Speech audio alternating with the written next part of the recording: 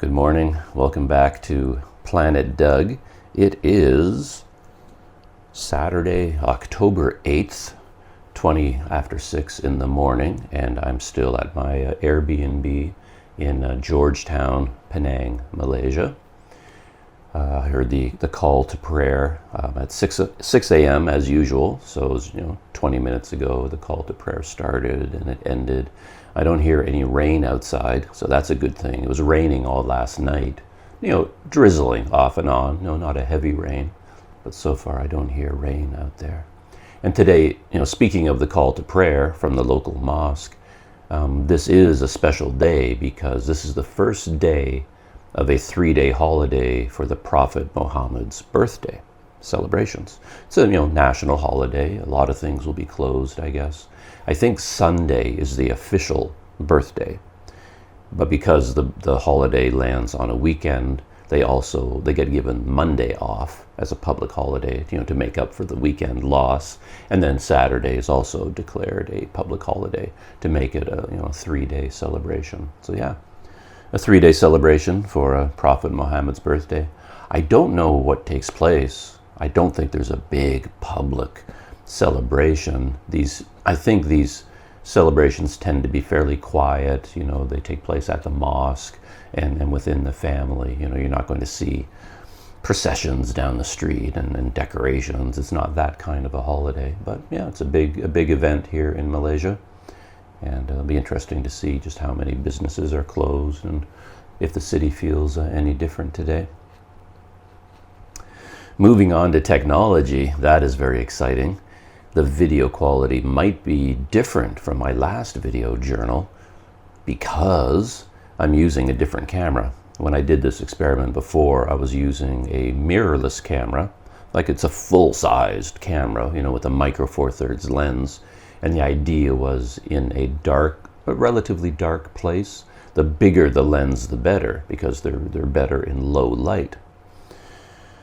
But it's a little bit hard to work with.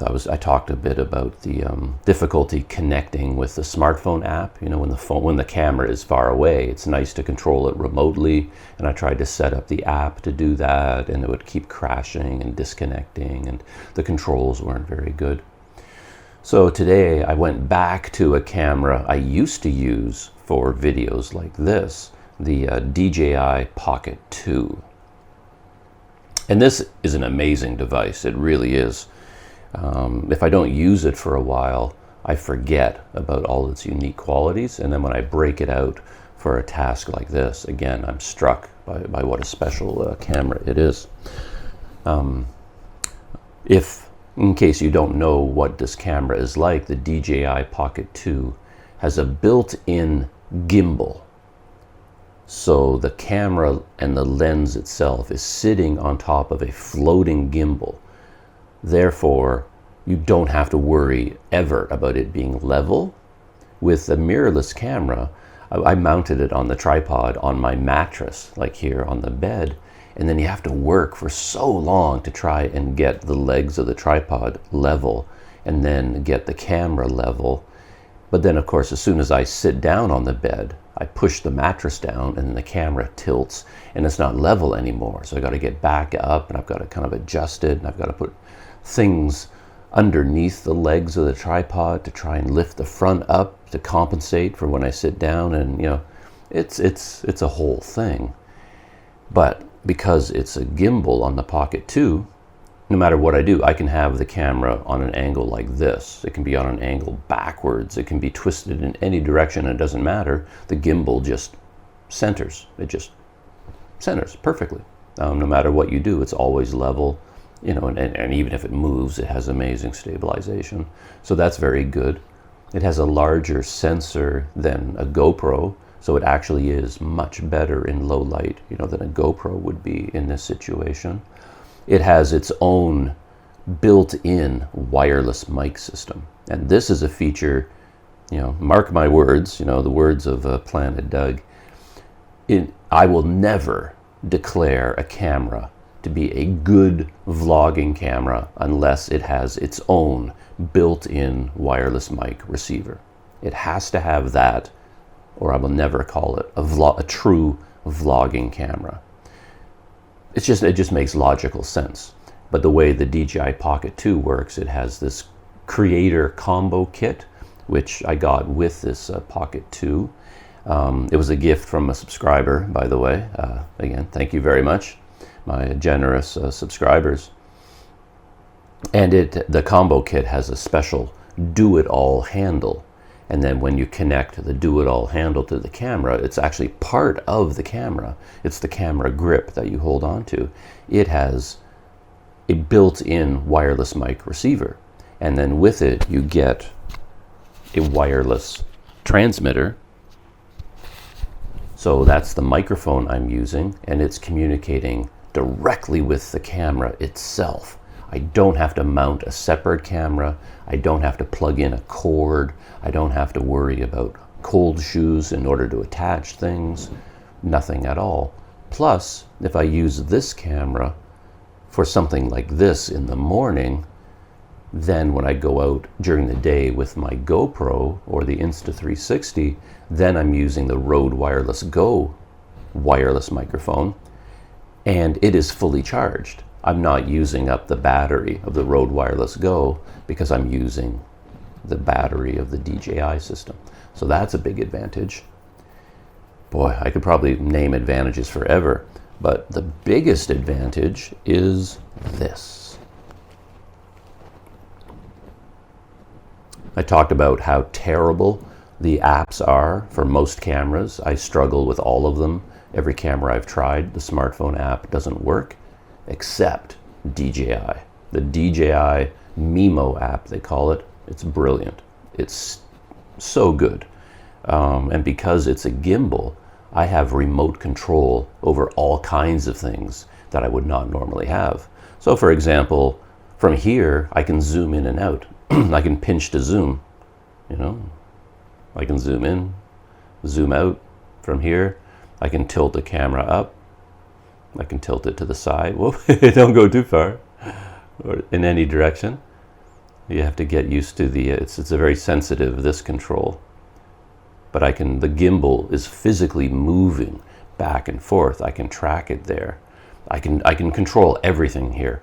The exposure settings, every mode. I can do tracking. I wonder if I can do tracking while it's operating. Let's try that. I don't think I can. Oh, look at that. Yep, look at that. I just tracked myself. Now watch.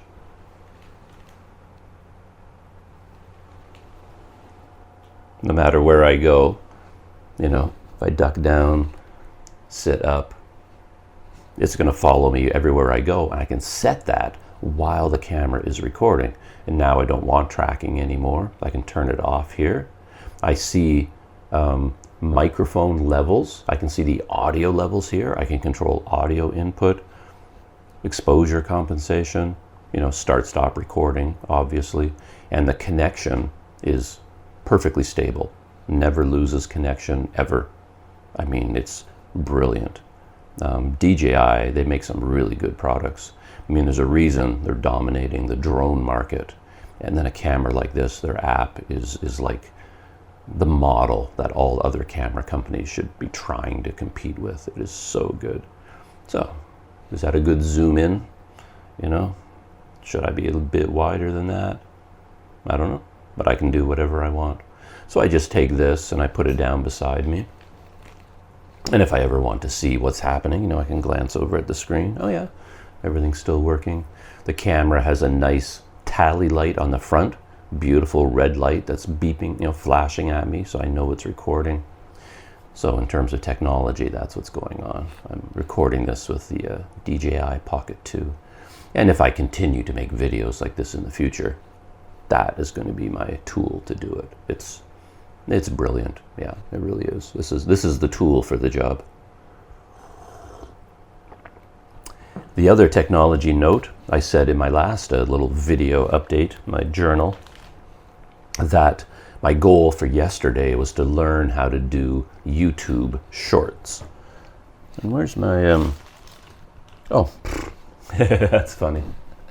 I was looking for my daily driver phone to look at, you know, the YouTube shorts, but I'm using my main phone for the DJI app.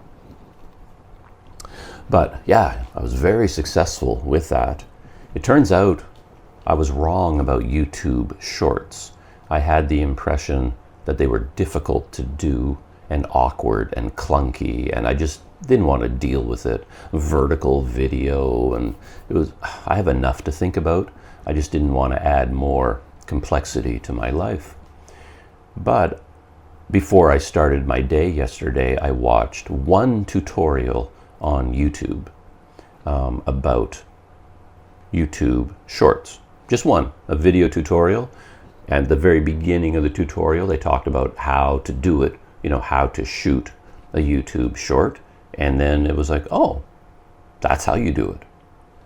It was so easy. It was like, oh, no problem. It was that easy to learn. And then when I went out into the real world and I shot my first YouTube short, I discovered it had all kinds of features that I didn't know about. It's so easy and fun to do. So actually I have my laptop in front of me, so I can check things here if I want to. Here's my YouTube channel. And yesterday I shot 5 YouTube shorts. I was doing YouTube shorts all day long. I shot 5 of them. And the way this works is that to shoot a short, you have to do it on a mobile phone, and you have to do it through the YouTube app. So you download the YouTube app, and then you just say, you click on the plus button to create a video, shorts, you click on create a short, and then you get a screen, and at the bottom of the screen is a big red circle. So what you have to do, this is a little bit awkward. I struggled with this. You have to hold the phone and then hold down your thumb on that red button. And then as you hold down the button, it records. But the interesting thing, which I didn't know, is that you can start and stop easily. Like I could press down the red button, record 3 seconds, and then release, and it pauses. And then I can turn the phone around, film over there for 5 seconds, pause, film here for 5 seconds, pause, film there, pause, and it just seamlessly puts it all together into one video. When you first turn it on, it defaults to 15 seconds. So YouTube wants you to make 15-second shorts, kind of as a competitor to TikTok and things like that. But I'm a bit more wordy than 15 seconds. So the other alternative is 60 seconds. So you can go between 15 seconds and 60 seconds. And I would just click on the button, change it to 60 seconds, but you don't have to use 60 seconds. You could record for 20 or 25 or 30 or whatever you want. And then after you're done shooting your little short, if you make a mistake, like every segment, if you make a mistake in the next segment, you just hit undo and it deletes that one segment, but leaves everything else you already shot. It's a brilliant little program that YouTube put together. I'm very harsh on design generally. I see mistakes in design everywhere, and there are problems with this, but overall, I was impressed. It was very well put together.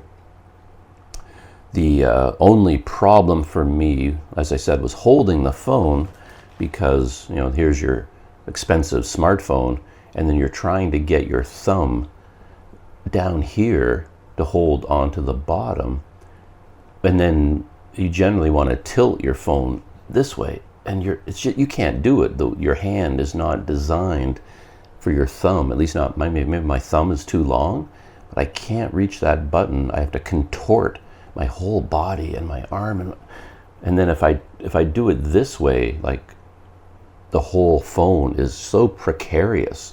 It's like it's going to fall out of my hand. I can't figure out a way to do it. So what I ended up doing was putting it into a little grip, and then using the grip, I could hold it better.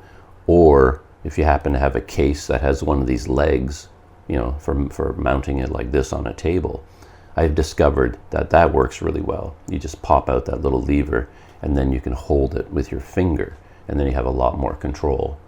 Like now it's much more secure in my hand because I have that little lever. So you develop little physical techniques, for how to do this. So yeah, And the great thing about it, of course, is if you have a SIM card and a data plan, you can just upload all day long in real time. And that's what I was doing yesterday. My first one was from the train, or no, the bus station, like the bus exchange at Comtar Tower. I thought, oh, this is a fun little one to do. I was trying to make it amusing. Successful or not, I don't know. But yeah, so I was right there at the bus exchange waiting for my bus, and I was looking around me going, I could do a short here. And I just shot one and hit upload. And then my bus came, and while I was on the bus, it finished uploading and it goes live. And then when I got to my destination, I went to a place called Queens Bay, and I shot a video there of a couple of things that I saw. Then I went out to dinner last night at a local kind of a fancy shopping mall, and they had a beautiful historic building inside the shopping mall. They kind of built the shopping mall around it and included it in the final shopping plaza, which is a really amazing idea. And then I thought that was interesting. It's like, I want to record this, and I'm there having dinner, and then I just shot the short, hit upload, put my phone aside, and continued on with dinner. And you can do it in real time, which, yeah, that's very cool. So that's my technology update. Using the DJI Pocket 2 and mastering YouTube Shorts. I mean, I could do one right now. I mean, I could just take out my phone, do a short. Good morning. Here I am recording a video journal using DJI Pocket 2. Upload, and then yeah, it's fun, right? It's it's fun. I enjoy doing it, and it's a well-designed program. And now, in the normal flow of my morning journal entry, I would get to the story of what I did yesterday. And I had a big day for me yesterday. And I shot a video about the day, so that will be on my channel eventually, the actual YouTube Planet Doug video of my day in Georgetown. But there's a lot of behind the scenes little notes that don't show up in the final video, and I just want to talk about those. My goal for the day was to take a bus to a place called Queens Bay Mall. And I wanted to go there because I need to book a bus ticket back to Kuala Lumpur. And just for fun, I decided to take one of the Aeroline buses, because I see YouTube videos about this, luxury bus, the most luxurious bus in Malaysia. I see that video quite a few times, and I thought, well, I better check this bus out. I'm a YouTuber, so I better take the Aeroline bus. That's the thing to do. And it's more expensive than a regular bus, probably a little bit less than double the price. I think you can take something called the Billion Stars Express for like 35 ringgit to get to Kuala Lumpur. And as I discovered, Aeroline costs 60 ringgit, so a little bit less than double. But apparently it's much more comfortable, it's bigger, you get food and drinks and service. I don't know, I will find out. So I wanted to do that. And I could have booked it online, I guess, but I like to go places in person, and I have to go to the Queens Bay Mall, to the Aeroline office, and go up to the counter there, and then I book the ticket. And when I got there, it was really easy to do. Really nice people there, and they have a digital screen, like a tablet, right on the counter. And then when you tell them what day you want to go, they have a bus that goes at 8:30 in the morning, and then one at 5:30. So 2 buses a day. And of course, the 5:30 is too late for me, so I went for the 8:30. I tell them what day. It's next Tuesday, October 11th, and then they call up the bus on the digital tablet, and then you see all the seats, and then they show the seats that are taken, and the yellow ones are still available, and so you can see the layout of the bus, and then you can choose your seat in advance. And I kind of wanted to book it far in advance because of the holiday. Like as I said, this is a 3-day holiday. Monday is a holiday, and then Tuesday is the first normal day. And I thought maybe there's a lot of people going back on Tuesday, going back to wherever their They were visiting family and now they're going back. Maybe they're doing that on a Tuesday. Maybe it's going to be busy. So I wanted to book it in advance. And sure enough, the bus was almost fully booked. There were very few seats left to choose from. And they have on one side of the bus 2 seats together, like a row of 2 seats. And on the other side, there's a row of just single seats. And of course, it made sense for me being alone. I might as well sit in one of the single seats, leave the double seats for couples to sit in, people traveling as pairs. And then the funny thing is that this row of single seats, all the ones in the middle were taken. The only 2 seats left was the one at the very back of the bus and the one at the very front of the bus. 4A and 11A were available. So those were my only options. And I'm speaking to the woman there so why did nobody choose that? Like, for me, I always want the front seat, and yet nobody chose the front seat. So what's wrong with it? So I wanted to find out from her, like, what's wrong with these 2 seats that nobody has chosen them? And she was sort of, she didn't want to answer that question. And she works for the company. And she says, oh, there's nothing. I mean, all the seats are great. They're comfortable. You can choose any seat you like, She wasn't going to answer my question. I thought maybe the front seat, the leg room might be a little bit smaller because you don't have the seat in front of you to push your feet underneath or something. But I still wanted to sit at the very front, so I chose 4A, and now, 8:30 in the morning, I have to go all the way back to Queensway Mall to get the bus to go to Kuala Lumpur. But I combined my trip to book the bus ticket with just exploring that area, because this is a waterfront area. I could see on Google Maps. It was a big shopping mall too, so I wanted to see the shopping mall. And then there's like the Queens waterfront. And I wasn't sure how much of it would be open to someone like me just to walk around. I think there's a lot of condominium development, luxury, high-end, living spaces are being built there. People that can afford to live on the water, with a beautiful view of the scenery. And then, of course, when they develop these condominium complexes, they tend to make the land private, and there's a lot of construction and a lot of security guards. And I wasn't sure if it was open to anyone. In fact, stepping back from that, I was originally thinking about riding the bicycle, the Brompton, there. It's like 11, 12 kilometers, which is fine for me to ride there. And then I thought I could ride the bike around the waterfront and then ride here. But I looked at Google Maps, and it's almost all highways from here to there, major highway systems. And there's no way you're cycling that distance, not a chance. So I just gave up on that idea right away. And I decided to take the bus. Google told me I could take bus 304. It went from Comtar directly to Queensway Mall, stopped right at the front entrance to the mall, right outside Aeroline. So that was brilliant. And I had an interesting experience down at Comtar, the bus exchange. It's always kind of interesting there. A little bit rough around the edges, I guess, if you're not used to seeing this sort of thing, because there's quite a large homeless community that lives in the bus station. It's sheltered during the day. It's open to the world, but it's a little bit air conditioned, and a lot of homeless people sleep there at night, and then they kind of hang out during the day. Some of them will take all their belongings. They have a lot of like suitcases and shopping bags and things where they keep all their stuff, and they stuff it underneath, the seating at the bus exchange. During the day, they make it quite neat, actually. They make a little home for themselves, a little campsite, and they put all their bags away, keep them all nice and tidy. One guy even has a pet cat in a cage that he keeps there. Cat seemed healthy, it seemed okay, so I wasn't that worried about the cat. But then if they have that little camping site, they'll often just leave everything there, and then they go off for the day, wherever they go in the city, and then they come back at night.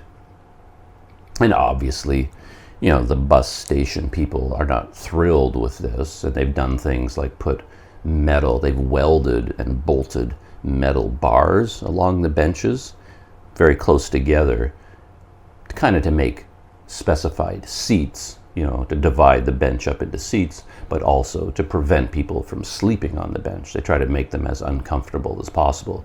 So they put these metal bars on there so it's more uncomfortable to sleep on them. And of course, the homeless people just get a whole bunch of cardboard boxes and lay them on top of the bars, you know, as many layers as they can, and then try to make it, you know, build their own mattress essentially out of cardboard so they can still sleep on top of these. You know, it's a little bit of an arms race, you know, a competition between people trying to sleep on these benches and people trying to prevent them from sleeping on these benches. But as you're there waiting for your bus, you see a lot of these homeless people and you know, slice of life kind of thing. You can see what they're doing and what they look like and all the things, you know. Look, I went walking around with my camera and filmed a lot of the interior. And when I edit that video with I used the 360, so I was just holding it in front of me, so I'll be able to, you know, focus on all the different people, and you can see all the people that are living in the bus station. And when I came back on the bus, I took a different bus back. I took 401E coming back because my bus 304 was like an hour to get to, like, they have a sign there that tells you how long it's going to be till the bus arrives. And when I was at Queens Bay, the sign said it's going to be 1 hour for 304 to show up, and 401E was coming within 15 or 10 minutes. So I checked, 401E went to Comtar as well. So I got 401E and it brought me to Comtar, and I walked past, well, it dropped me off outside the bus exchange, and I walked past the bus exchange and I noticed all these homeless people were spread out along the street, and all of them were eating very quickly, but they all had bags with similar food, like complete meals in a plastic bag, and they're all eating these meals. And then I saw a little distribution center, so charities or kind-hearted people would come there either every day or on special days. I know that Muslim holidays are very focused on charity, so people will help the poor on you know, Islamic holidays, and that could be part of the holiday now, you know, Prophet Muhammad's birthday, or it happens every day that they feed these people. I don't know, but then someone was there, you know, distributing food to all these people, which is interesting to see. I wanted to talk to the people distributing the food, like maybe even do a YouTube short to ask them about their, you know, their charity work, but I couldn't actually find them.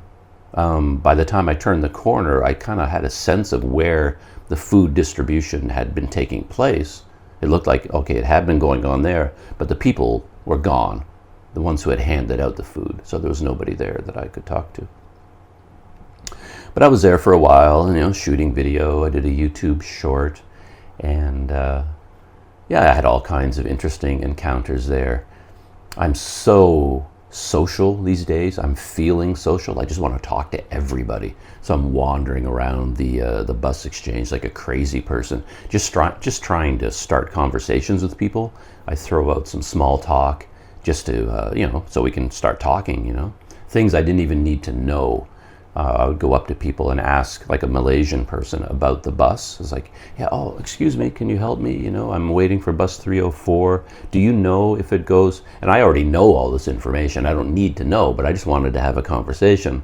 So I use that as an opener. And then he asked me, oh, so how long have you been in Penang, and where are you from? And we have a great conversation. And then I move on to my next victim, right? It was pretty funny. And at one point, there was a foreigner there, tall, thin guy, I think from Australia. He was also wandering around asking questions about buses. He talked to a bunch of local people, was getting information about buses. And then I was keeping an eye on him, wondering, oh, there's a guy. Maybe I can talk to him too. And then when he got his information, he was walking away. He walked right by me, and I took advantage of that, and I just threw out a comment to him. A friendly, you know, remark. I says, oh, so did you get all the information you needed? You know which bus you're going to take? And I happened to be holding the camera at the time, the 360 camera, and he stopped and he looked at me and he looked at the camera and he says, what's that? What's that? And I said, oh, that's a video camera. It's a 360 camera. You know, it's filming everything around me. And I do this for YouTube a little bit. And he looked at me and he said, "Well, good luck with that." And then he walked away quickly. That was it. "Well, good luck with that." And he left. So he wasn't up for any conversation. That was pretty funny. So I got on the bus, 304 showed up, got all the way to Queens Bay without a problem. I got to see tons more of Georgetown, of Penang, and my impression continues to be that this is a much bigger place than you would think.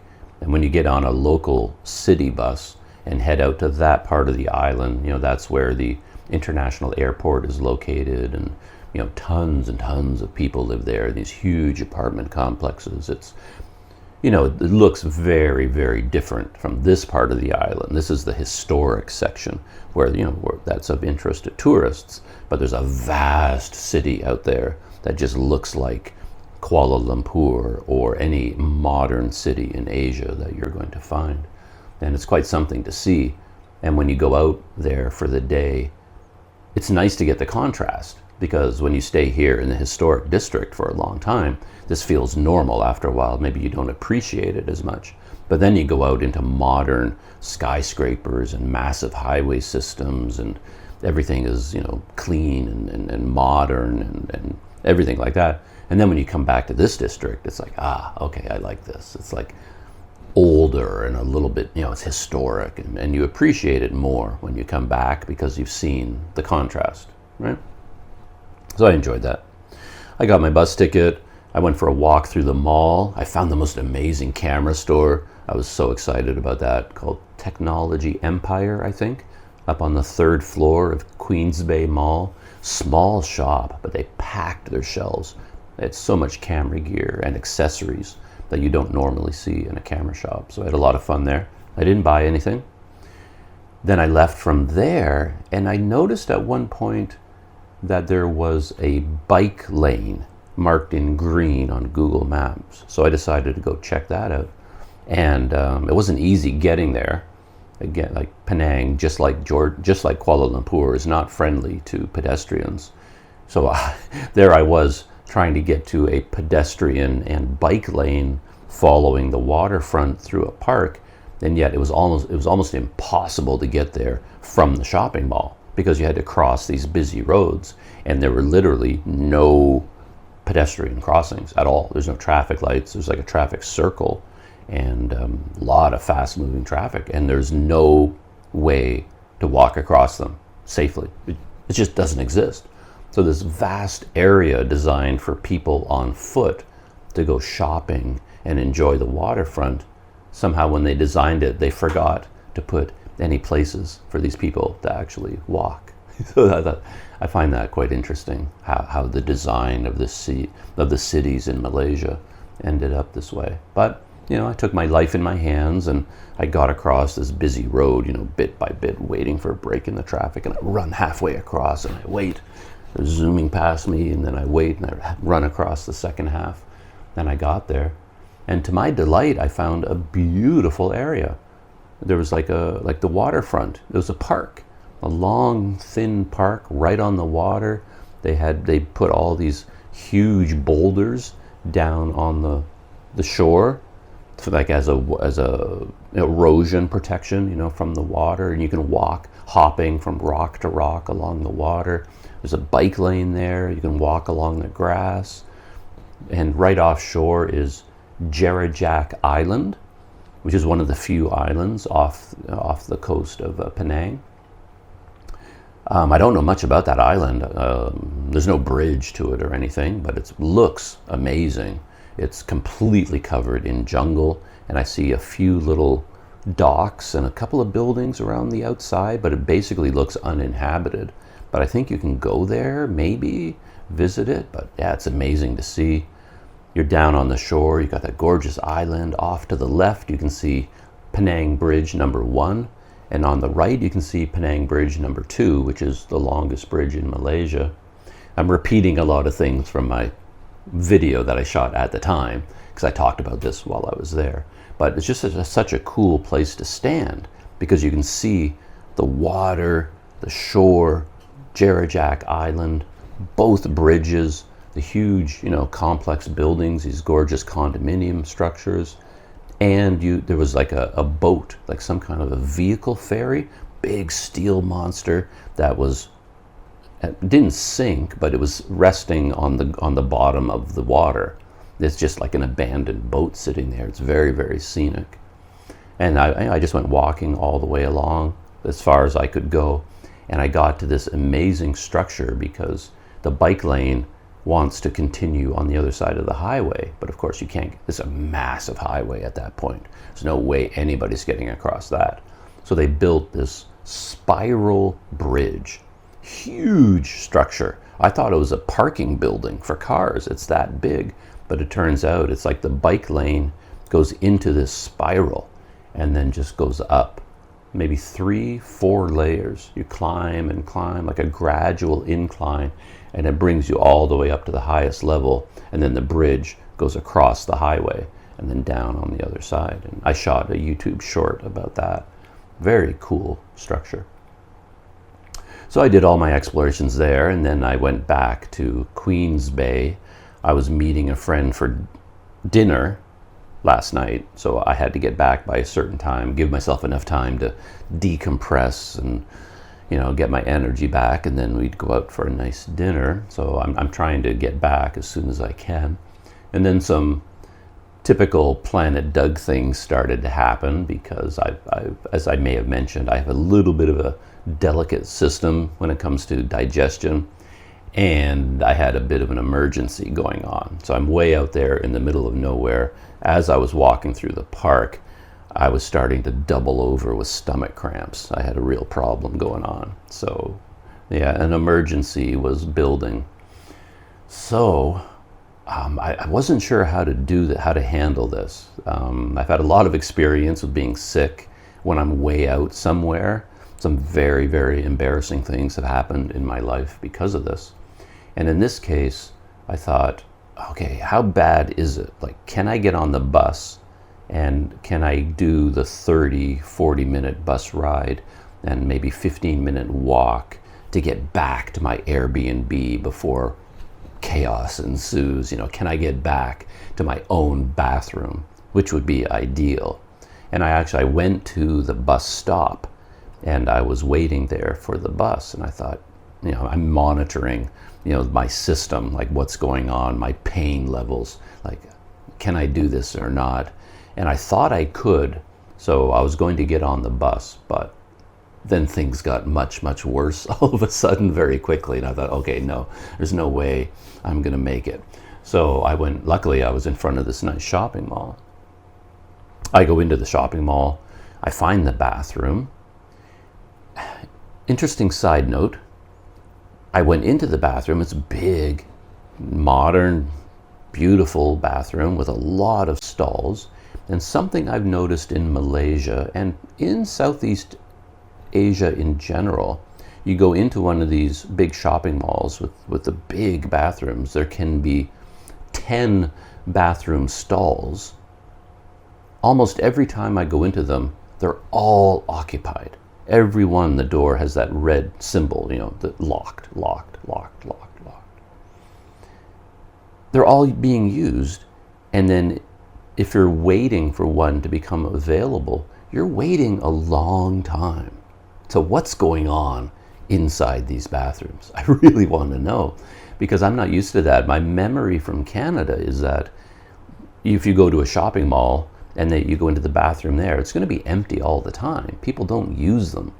People don't want to use them. They'll use their bathroom at home. And then if you go into all the stalls will be empty, available most of the time. But here in Malaysia, almost every time I go in, there might be one stall open, but almost all of them are occupied. And then even if you're inside one of them, taking care of the calls of nature, and you're kind of listening, you don't hear anyone coming and going. You don't hear any doors opening. People go into those things and they just kind of hang out in there like all day or something. Like, what are they doing in these bathroom stalls? It's a mystery. I guess smartphones maybe. People just get in there and they're on their phone and they lose track of time. And then, I've been in here for an hour. And part of it might be that in Canada we have this ridiculous thing about public bathrooms where the doors and the walls are short. They all stop like a foot from the ground and they come way down from the ceiling. So you don't have much privacy. Like when you're in the bathroom stall in Canada, you can see everybody's feet. And then, if you're in your own stall, you can kind of look over, you can see their feet, You don't have a real sense of privacy, and the doors are quite low. A tall person could stand on their tippy toes and kind of, hey there, look at you or something. But the bathrooms here are much better designed, in my opinion. They're like full rooms. The doors go, floor to ceiling, and the walls go floor to ceiling. So when you go inside, you're inside your own little private space, which to me makes perfect sense. But maybe that comfortable space means people hang out there longer. I don't know. But anyway, I went in. All the stalls were being occupied except the very last one. That door was open. So I was like, yes, one is available because, an emergency was taking place on Planet Doug. So I go rushing over there, and I turned the corner to look in the door, and I was like, ooh, it's a squat toilet. And that's probably why it was available. You sometimes get a mixture of, sit-down toilets and squat toilets. And I don't know what the preference is for Malaysians, but I think the preference would be a sit-down toilet. But they still offer the squat toilets. They're there too as an option. But whatever happened here, everyone had chosen the other stalls, and the squat toilet at the end was still available. But again, I had no choice. I don't mind a squat toilet, but it does require a very different bathroom technique for me, which is the story I want to tell, my Planet Doug embarrassing story for the day. So I go in there, close the door, and funny thing is, it's a squat toilet, and yet they had a sign on the door, big sign that said no squatting. They had a photo, like a drawing of a person squatting with a big, X through it. Because when you have a sit-down toilet and you get a traditional person from Malaysia who's used to squat toilets, they'll actually sit with their, on their feet. They'll climb with their feet on top of the sit-down toilet, and they'll squat on that. And then, of course, they leave big muddy footprints on it. And of course, their porcelain toilets are not that strong. And if you're actually standing on top of it, you're putting an outward force, you can snap them right in half. And that's happened to people. I've seen it in the Philippines where people did that. The porcelain toilet will snap, sharp porcelain edges. They fall onto it and they cut themselves badly. And I've seen photographs of this accident taking place where they warn people, don't squat on a sit-down toilet because it will break and you can really hurt yourself. But anyway, people still do it. You often go in and you'll see footprints, on the seat because somebody was squatting on the sit-down toilet. But anyway, I guess they put this sign saying no squatting in all the sit-down toilet stalls, but then for whatever reason, it was a squat toilet and they just put up the no squatting sign anyway. So I was even going to do a YouTube short in there, kind of like film the squat toilet, film the sign that says no squatting, film the toilet, film the sign, no squatting, try to do something funny, but I was in a lot of pain at that point, so I had no time for that. And when you're in a squat toilet, it gets very wet in there. So like with a sit-down toilet, you can kind of drop your pants around your ankles. It's dry, usually, for the most part, and then you can stay that way. But for me, when I use a squat toilet, I usually undress. It's just easier in the long run. So there I am. I'm doubled over in pain because I've got these horrible stomach cramps. And then I'm busy undoing my sandals because I have to get my feet out of my sandals because I'm taking my pants off, taking my underwear off, and I'm hanging, there's hooks there, luckily. So I'm hanging up my underwear, hanging up my pants, and then I have to put my feet back in my sandals because I don't want to stand on bare feet, on the toilet. But then when I'm, half undressed, then it's just a lot easier to squat over one of these squat toilets. Otherwise, I don't know, your pants get in the water, everything gets wet, it's hard to maneuver. So I basically undress when I use a squat toilet. So I did here. And I dealt with the emergency as best I could.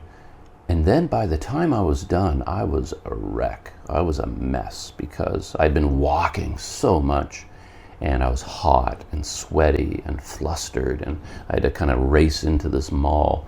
And inside my bathroom stall, it wasn't really air conditioned in there. It was hot and sweaty. And I thought, oh man, I am a mess. How in the world am I going to go out into the world now? The condition I'm in. Again, I'm a very practical person. It's like in a squat toilet, you've got the hose. You use a hose to clean yourself off, generally not toilet paper. And, it's bursting with fresh, clean water. And I thought, well, there's a drain right here. Everything is soaking wet already. I've done this many times in my life, actually. It's not something new to me. I took a shower, basically. I still had my shirt on. That was all I was wearing. But I thought, well, okay, let's just take a shower. So I took off my shirt. I'm in the bathroom stall completely naked. And then I just take this hose in the bathroom, and then I'm just hosing myself down from head to toe, just cleaning myself of all the sweat, everything, just trying to, I basically took a shower inside the squat toilet. I don't know if I'm the only one who does that, but I've done it so many times in my life. And it's actually kind of nice when you're in there, because even the physical effort of taking off your clothes, hanging it up, squatting over the toilet, by the time you're done, and putting your clothes back on, you're sweating so badly that, you're a wreck. So it's kind of nice to just grab that hose and cool down, and then, put your clothes back on afterwards. I'm still kind of soaking wet a little bit from my shower. I stand there for a while and drip dry. I kind of like do this, to kind of scrape off water, But I get dry enough, and then I put my clothes back on, and I went out into the world, and I felt so much better. And I was so lucky that I did not get on that bus, because had I been, we got into rush hour traffic, and it took a long time to get back from Queens Bay to the historic district of Georgetown. And if I were on that bus at that time, it wouldn't have been good. So it was a smart move to go use the bathroom at Queens Bay. I can't tell you how much I'm enjoying using that DJI Pocket 2. Such a great experience. It's really nice. There's a lot of things it can do that I didn't mention, like the controls that are in the app. It's brilliant. One thing though, for fun, I thought I'll shoot it in 4K. Why not? So I turned on a 4K resolution. But then I wanted to play around with tracking, and with the DJI Pocket 2, tracking doesn't work in 4K. You have to drop down to 2.7K in order for tracking to be enabled. So I did that, but I could have left it in 4K because I'm not actually using tracking. But yeah, like I said, all the controls are here, and there's a control here where I can center the camera. I'll do that right now. It's like, because it's a gimbal, you can sort of go off in these weird directions, and you kind of get lost, like with the 360 camera. But it has a one button thing which centers the gimbal. It centers itself. So I hit the button, boop, centers it. Just like that, one button touch. So no matter where you end up, I can be way off here, and I'm like, rather than using the gimbal control to kind of carefully move it around, you just hit one button, right, center it again. It's great. There's another button that turns the gimbal 180 degrees. So sort of like a vlogging situation, filming me, filming away from me. One button, it spins around and instantly aims in the other direction. Hit the button again, and it flips. It flips the camera, facing that way, facing this way, that way, this way. It's great. For exposure, I can just touch on anything I want, touch on my face. Now the focus lock is on my face, and exposure is on my face. If I don't like that, I can click on something else, focus anywhere I want, expose anywhere I want. Yeah, brilliant. Absolutely brilliant. And it's been on this entire time, still connected. No problems at all. Well, last story for this journal. Yeah, last night, as I said, I had arranged, well, my friend arranged to take me out and treat me to a nice dinner. And we met up with some friends of his as well. And we went to a place called Brussels Beer Cafe at the Gurney Paragon Mall. Ha. I have so much trouble with names, but I think I got that right. So, yeah, he picked me up in a car. Great fun for me just to be in a car. And then we picked up a friend of his, and then we rode to the Gurney Paragon Mall. Very modern, very fancy mall. Had a really nice, like, Western-style dinner. I had 2 bottles of Little Creatures beer, named after the Talking Heads album. You know, kind of a pale ale, IPA kind of beer. Really nice. Yeah, I liked it a lot. Very, very nice taste to that beer. I enjoyed it. Good meal, good conversation, great atmosphere, sort of a courtyard setting, and they had a big garden built over some archways that were all nicely lit up as the sun went down. It became dark. It was really nice in there. And there was a building there that I shot a YouTube short about, the St. Joe's Training College, which my friend knew about because he attended a local school here where the teachers were Catholic brothers. And these Catholic brothers, the teachers, they were trained there at St. Joe's Training College. It was a school for training Catholic brothers to be teachers. And my friend was very familiar with that place. He used to hang out there as a kid and play badminton and, you know, hang out with his friends there. And then at some point, of course, some developers bought up all this land and built this, you know, huge shopping plaza. But instead of tearing down the vocational school, this historic building, you know, they preserved it and built it into the mall. So they actually embedded this gorgeous, gorgeous historic building inside this modern, you know, steel glass shopping plaza. Really beautiful sight. Yeah, I was very impressed with that. So that was my day, and that was my evening. Really good day. It was a long day for me. You know, it's kind of astonishing that I'm awake this early in the morning and I feel this full of energy, because I should be exhausted after yesterday. I feels like I did a lot. Yeah, and today, to be honest, I don't know what I'm going to do. I haven't made plans yet. When I was having dinner with my friend and his friends, they suggested all kinds of things I should do. We were talking a little bit about YouTube and the YouTubers that come to Malaysia and end up doing a lot of similar things. I mean, every single day I turn on YouTube and it's another YouTuber at the Petronas Towers. Like the thumbnail is always, you know, Kuala Lumpur was not what I was expecting. I was blown away. And then there's the Petronas Towers in the thumbnail, and then they have a Ramly burger, and then they go to Batu Caves. You know, the trifecta. You know, Petronas, Batu Caves, Ramly burger. You know, those are the first 3 videos, or they put all 3 events into one video, and that's the arrival in Malaysia video that all YouTubers do. And a couple of the guys I was having dinner with, kind of joking about Ramly burgers. Like, why are foreigners so fascinated with Ramly burgers? Like, what's up with that? And we were, talking about that and joking, because it's not really that the foreigners love them. It's that every Malaysian tells them they must try Ramly burgers. Like, they're coming to Malaysia. Oh, you got to try a Ramly burger.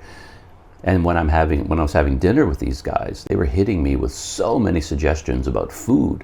Well, have you tried laksa yet? You haven't. You got to try laksa. You got to try this. You got to try that. You have to. So they were pushing me towards becoming a food vlogger. Like, you're here in Penang. You got to try this dish. You got to try that. You got to try that. You got to try that. And I was like, see? This is what you guys do to us. I mean, you tell us we have to try all this food, and we do because everyone tells us we have to. So it's your fault that all these vloggers are having the Ramly burgers and nasi lemak and raving about nasi lemak. It's your fault. You're forcing us to do it because we get so many suggestions that we have to do it. Anyway, I thought that little observation was kind of funny. But they did tell me about the Cecil Market, and I might go to Cecil Market for breakfast because it did sound like a pretty cool place to explore. So I'm probably going to go there for breakfast, and I might, who knows what I'll do in the afternoon. I'm not sure, but those are my rough plans for today. One last story, quick one. While I was having dinner with my friends there, something quite interesting happened. A young woman came up to the table to speak to me, and she said, do you mind if I take a picture with you? And as she explained it, she said her father watches my videos on YouTube, and she just thought it was such a funny coincidence that she's out there, having dinner with her friends, and she sees me sitting at a table, and she knows her father, watches my videos, and she says her father would get a real kick out of it to see a picture of us together. He's like, can I take a picture with you? So I said, yeah, sure, absolutely. So I posed for pictures with this girl, and she's going to show them to her father. So that was kind of fun, to be recognized in public, as a YouTuber. Yeah, it's kind of a fun experience. So that's it. I'm going to shut this down. Yeah. Looking at myself on my phone on the DJI app. One odd thing about the app, by the way, is it's not available on the Google Play Store or the Apple Store. You have to download it from DJI's website. There's some apps are like that for some reason. They're either not allowed on the Google Play Store or they choose not to be there. And DJI is a Chinese company. I wonder if that factors into it somehow. But anyway, you have to download it from DJI. And then when I tried to open it, install it on this phone, because I didn't have it installed. This is a new phone, so it wasn't installed on this phone. I got an error message that said, oh, your phone security settings do not allow you to install apps from this source. If you want to do it, you have to change your settings. So I actually had to go into the system and just say, okay, I trust this place, and this is a legitimate app, and yes, please download it. But the security settings actually blocked it from being installed. Yeah, that was the default setting. So that was kind of interesting. But I managed to get around that, and I installed it, obviously. So that's it for today, my video journal. Yeah, I really enjoyed doing this. I mean, I enjoy keeping a journal. To be honest, it's my favorite part of the day. Normally, as I mentioned the other day, I write. I've got my laptop. This whole time, I've had my laptop on my lap. And I would normally be sitting here drinking coffee, typing and writing a journal entry. And that's my favorite time of day, by far. Weird in a way.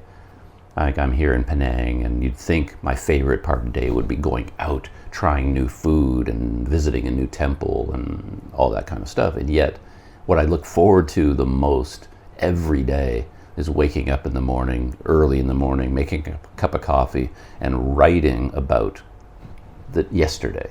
That's my favorite thing to do. It gives me the most pleasure in life.